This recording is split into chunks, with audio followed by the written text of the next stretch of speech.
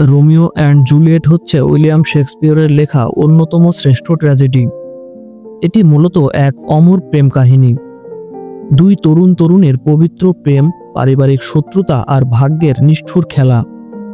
Shakespeare নাটকটি রচনা করেছিলেন 16 শতকের শেষের দিকে, কিন্তু এর আবেদন আজ পর্যন্ত কমেনি, কারণ এর গল্প মানবজীবনের সেই চিরন্তন সত্যকেই প্রকাশ করে।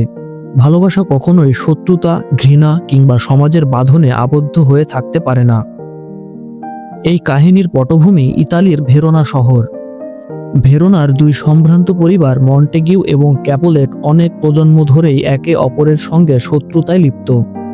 এই শত্রুতায় একসময় দুই পরিবারের তরুণ তরুণী রোমিও মন্টেগিউ এবং জুলিয়েট ক্যাপুলেটের ভালোবাসার পথে সবচেয়ে বড় বাধা হয়ে দাঁড়ায়। শেষ পর্যন্ত রোমিও এবং জুলিয়েটের সেই পবিত্র প্রেম কি পরিণতি পায়, নাকি তাদের অন্তিম বিচ্ছেদই সৃষ্টি করে পৃথিবীর বুকে বিরল এক ইতিহাস? তাই একদম শেষ পর্যন্ত না দেখলে আসল জিনিসই মিস করে ফেলবেন। ভেরোনা শহর যেন সর্বদা উত্তেজনায় ভরপুর। রাস্তায় একবার মন্টেগিউ আর ক্যাপুলেট পরিবারের চাকর ভৃত্যদের মাঝে ছোট্ট বাকবিতণ্ডা থেকে মুহূর্তে ঝগড়া এবং মারামারি লেগে যায়। এরপর একদিন শহরের রাস্তায় আবারও দুপক্ষের মধ্যে রক্তারক্তি ঘটে। পরিস্থিতি এতটাই খারাপ হয় যে শহরের শাসক প্রিন্স এসকালাস নিজে এসে মারামারি থামান। তিনি কঠোরভাবে ঘোষণা দেন, এরপর যদি আবার কারো হাতে এরকম রক্তপাত ঘটে তবে তার শাস্তি হবে মৃত্যুদণ্ড। এই উত্তেজনার মাঝে আমরা প্রথম পরিচিত হই নাটকের প্রধান চরিত্র রোমিও মন্টেগিউয়ের সঙ্গে। রোমিও এক টগবগে তরুণ, কিন্তু তার মনে তখন বাজছিল করুণ বেদনার সুর। সে সুন্দরী এক তরুণী রোজালাইনের প্রেমে পড়েছে, কিন্তু রোজালাইন প্রতিজ্ঞা করেছে সে কখনোই বিয়ে করবে না, সে আজীবন কুমারী থাকবে। তাই রোমিওর প্রেম ব্যর্থতায় রূপ নেয়। রোমিওর ঘনিষ্ঠ বন্ধু বেনভোলিও তাকে বোঝানোর চেষ্টা করে, তুমি ভেরোনার অন্য সুন্দরী মেয়েদের দিকে তাকাও, তাতেই তুমি রোজালাইনের দুঃখ ভুলে যাবে। কিন্তু রোমিওর মন তখনও রোজালাইনের ছায়াতেই বন্দী। অন্যদিকে ক্যাপুলেট পরিবারের বাড়িতে আয়োজন চলছে এক বিরাট নৃত্য অনুষ্ঠানের। সেখানে ভেরোনার সব অভিজাত পরিবারকে আমন্ত্রণ জানানো হয়, শুধুমাত্র মন্টেগিউ পরিবারকে আমন্ত্রণ জানানো হয় না। এদিকে রোমিওর আরেক বন্ধু মার্কিউসিও যে প্রচণ্ড দুষ্ট এবং বেনভোলিও সিদ্ধান্ত নেয় রোমিওকে নিয়ে তারা ছদ্মবেশে সেই অনুষ্ঠানে যোগ দেবে। তাদের উদ্দেশ্য রোমিও যেন নতুন কাউকে দেখে তার ভাঙা হৃদয়ের দুঃখ ভুলতে পারে। ক্যাপুলেটদের নৃত্য অনুষ্ঠানে ভিড় জমেছে। সঙ্গীত, নৃত্য আর আড্ডার মধ্যে হঠাৎ রোমিওর চোখ আটকে যায় এক অচেনা তরুণীর উপর। সে আর কেউ নয়, ক্যাপুলেট পরিবারের কন্যা জুলিয়েট ক্যাপুলেট। রোমিও যেন মুহূর্তে মন্ত্রমুগ্ধ হয়ে যায়। জুলিয়েটকে দেখে রোজালাইনের দুঃখ সে মুহূর্তের মধ্যেই ভুলে যায়। জুলিয়েটের চোখের মায়া এবং তার সৌন্দর্য রোমিওকে উন্মাদ করে তোলে। অন্যদিকে জুলিয়েটও যেন রোমিওর চোখে দেখেছিল অপরিমেয় ভালোবাসা, নির্মল আবেগ। প্রথম সাক্ষাতে তারা দুজন যেন একে অপরকে খুঁজে পায়। তারা দুজন যেন এতদিন একে অপরকেই খুঁজছিল। অতঃপর নৃত্যের ভিড়ের মাঝে তারা কথোপকথন শুরু করে, এমনকি এক পর্যায়ে একে অপরের ঠোঁটে প্রথম চুম্বনও এঁকে দেয়। কিন্তু পরে দুজনে জানতে পারে তাদের দুজনের জন্মই তাদের শত্রু পরিবারে। রাত শেষ হয়ে আসে, কিন্তু দুজনেরই প্রেমের উন্মাদনা থামে না। জুলিয়েট কোনো কিছুতেই যেন রোমিওকে ভুলতে পারছিল না। রোমিও গোপনে ক্যাপুলেট পরিবারের বাগানে প্রবেশ করে। সেখানে সে শুনতে পায় জুলিয়েটের মধুর স্বীকারোক্তি। জুলিয়েট আকাশের তারাদের উদ্দেশ্যে ফিস ফিস করে বলছে, রোমিও যদি অন্য কোনো পরিবারের হতো তবে কত সহজেই আমি তাকে ভালোবাসতে পারতাম। এই দৃশ্যটাই নাটকের সবচেয়ে বিখ্যাত অংশ।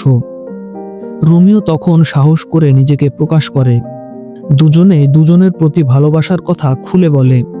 তারা প্রতিজ্ঞা করে বাকি জীবন তারা একসাথে বাঁচবে, না হলে একসাথেই মরবে। প্রতিজ্ঞা যেহেতু করেছে, রোমিও সিদ্ধান্ত নেয় সে খুব দ্রুতই জুলিয়েটকে বিয়ে করে নেবে। তাই পরদিনই সে তার ধর্মীয় গুরু ফ্রেয়ার লরেন্সের কাছে পরামর্শ নিতে যায়। সে তাকে অনুরোধ করে বলে, আপনি গোপনে আমাদের বিয়ে করিয়ে দিন। প্রথমে ফ্রেয়ার কিছুটা অবাক হন, কারণ রোমিওর এত দ্রুত রোজালাইন থেকে জুলিয়েটে চলে আসা দেখে তিনি চিন্তিত। কিন্তু পরে তিনি রোমিও জুলিয়েটের প্রেমকে একটা আশার আলো মনে করেন। হয়তো এই বিয়ে দুই পরিবারের শত্রুতার অবসান ঘটাতে পারে। অন্যদিকে জুলিয়েটও উন্মুখ হয়ে আছে রোমিওর জন্য। তার সেবিকা খবর আনে আজই রোমিও তাকে গোপনে বিয়ে করবে। ফ্রেয়ার লরেন্সের কক্ষে গোপনে স্বল্প সাক্ষীর উপস্থিতিতে তাদের বিয়ে সম্পন্ন হয়। দুজন এখন স্বামী স্ত্রী, যদিও ভেরোনার কেউই তা জানে না। কিন্তু সুখ বেশিক্ষণ স্থায়ী হয় না। ইতোমধ্যে জুলিয়েটের কাজিন টাইবাল্ট তাদের বিয়ের বিষয়টি জেনে গেছে। ওই দিনই রাস্তায় রোমিওর বন্ধু মার্কিউসিওর সঙ্গে তাদের বিয়ে নিয়ে টাইবাল্টের দ্বন্দ্ব বাধে। রোমিও ঝগড়া থামাতে চায়, কারণ টাইবাল্ট এখন তার আত্মীয়। কিন্তু দুর্ভাগ্যবশত মার্কিউসিও টাইবাল্টের হাতে নিহত হয়। ক্রোধে রোমিও নিজেকে আর সামলাতে পারে না। সে প্রতিশোধ পরায়ণ হয়ে টাইবাল্টকে হত্যা করে। শহরে আবার উত্তেজনা ছড়িয়ে পড়ে। তবে প্রিন্স এসকালাস পুরো ঘটনা জেনে রোমিওকে মৃত্যুদণ্ড না দিয়ে নির্বাসনের সাজা দেন। ঘোষণা আসে রোমিওকে অবিলম্বে ভেরোনা শহর ছাড়তে হবে। রোমিও নির্বাসিত হবে শুনে জুলিয়েট ভেঙে পড়ে। সে ভাবে স্বামীকে ছাড়া তার জীবনে আর কিছুই অবশিষ্ট নেই। রোমিও গোপনে সেই রাতে জুলিয়েটের কাছে ছুটে আসে। দুজনের কাছে সেই রাতটি ছিল অত্যন্ত আবেগঘন, ভালোবাসাময়, আবার বিচ্ছেদের শোকে পরিপূর্ণ। ভোর হলে রোমিও প্রতিজ্ঞাবদ্ধ হয়, তাকে যে কোনোভাবে মান্টুয়া শহরে পালাতে হবে। এখনো কিন্তু ক্যাপুলেট পরিবার রোমিও এবং জুলিয়েটের বিয়ের খবর জানে না। তাই পূর্ব পরিকল্পনা অনুযায়ী জুলিয়েটের বাবা ক্যাপুলেট সিদ্ধান্ত নেয় তার মেয়েকে সে দ্রুত প্যারিস কাউন্ট নামের এক সম্ভ্রান্ত যুবকের সঙ্গে বিয়ে দিয়ে দেবে। এ বিষয়ে জুলিয়েটের আপত্তি শুনতে সে নারাজ। অসহায় জুলিয়েট তখন ফ্রেয়ার লরেন্সের শরণাপন্ন হয়। ফ্রেয়ার তাকে এক চরম পরিকল্পনার কথা বলেন। একটা ওষুধ আছে যেটা খেলে জুলিয়েট 24 ঘন্টার জন্য মৃতের মতো নিস্তেজ হয়ে পড়বে। সবাই ভাববে সে মারা গেছে। তখন তাকে কবরে রাখা হবে। এরপরে রোমিও আসলে সে জেগে উঠে রোমিওর সঙ্গে পালিয়ে যাবে।